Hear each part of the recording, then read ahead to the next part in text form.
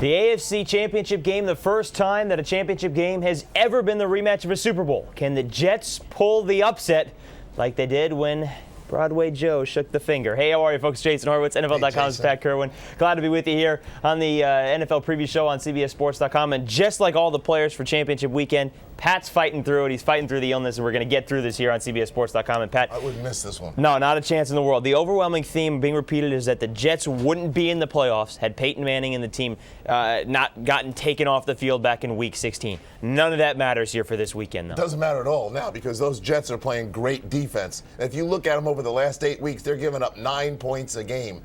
And they figured out how to compete in the playoffs, and they're protecting and hiding that quarterback. What should the biggest questions be heading into this game?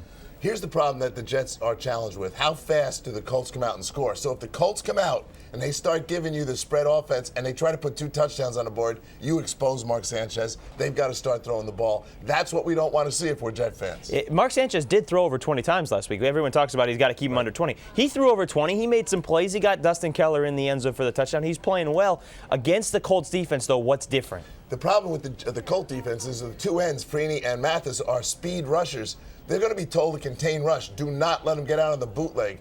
That's where his most dangerous plays are. So they're going to contain rush him. If they get him to third down and more than 5, watch for the wide rush. Because they'd rather see him try to throw the ball, and they're not going to let him out there. Because if he gets outside, it's going to look like that Keller touchdown. Yeah, and of course the key for the Jets offense in this game, and has been all playoff long, the running game and the emergence of the rookie Sean Green, who second most rushing yards for a rookie in 2 playoff games in NFL history. He's on pace, the record's on his side for the team to get to the playoffs. But how do you contain what he is doing? And let's not forget what Thomas Jones brings to the table as well. Both running backs, and the way they kind of do it is they give each guy a quarter, and they feed him the ball for the quarter, and then the next guy goes, here's what's dangerous. If you're a Colt fan, you should worry about the following things. The inside power run.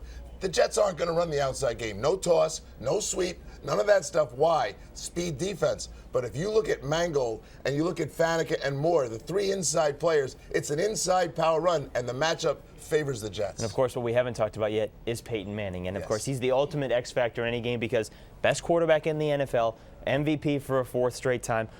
But it's not like this offense was flourishing in that game against the Jets before he left. He only had 15 points when he was out in the 3rd quarter. And it's not like it was on fire last week against the Ravens either. So what are you thinking here has to happen this weekend? The Colts, and we all think of Peyton Manning as the greatest quarterback to ever play the game, and he might be when it's all said and done. But they had 5 games this year where they scored 20 points or less, and 2 of them were against the Ravens.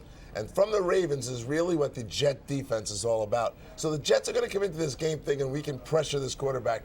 Bill Cowher says it to me all the time. Don't play rope and dope the whole game and don't blitz the game, but blend the stuff in. Look for the Jet pressure package on 3rd downs. They are 80% blitz on 3rd down. Peyton's got to be real smart about where to go with the ball. And last week we saw the Jets move Revis around, put him on different players. So, that's the challenge for Peyton. And there's nobody better in the NFL at checking off of plays, making audibles than Peyton Manning. He'll know where the blitz is coming. If he doesn't know where it's coming from, then nobody in the NFL is going to know where it's coming from. So, of course, that's a big factor here. Who do you think has to be the X factor for the Colts offense to be as successful as usual? Well, I think you got to chalk off Reggie Wayne.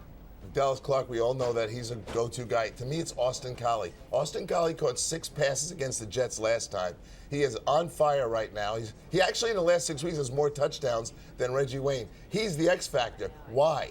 Because Peyton Manning is going to go away from Revis. And that means he's going to go to Austin Collie, which in then turn makes the X factor for the Jets. Lito Shepard. And that guy's got to come through. And what can Joseph Adai do out of the backfield with the checkdowns? Donald Brown, that's going to be important, too. Let me talk about that for 1 second. If that back lines up in the backfield, the way the Jets blitz is 2 people blitz from the same side. And the first blitzer is reading the back.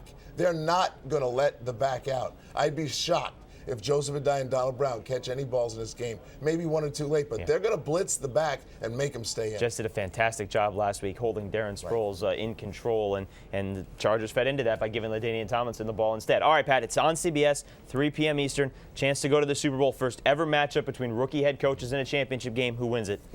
I'd love for the Jets to win this game. I worked for them for a long time, and I love the storyline, but this is Peyton Manning at home. I see a very low-scoring game, 20-14. Indianapolis Colts. We'll see how it plays out. We'll see if Peyton Manning gets to a 2nd Super Bowl again, 3 p.m. Eastern on CBS. For the man fighting through it, Pat Kerwin, I'm Jason Horowitz. Take care, folks.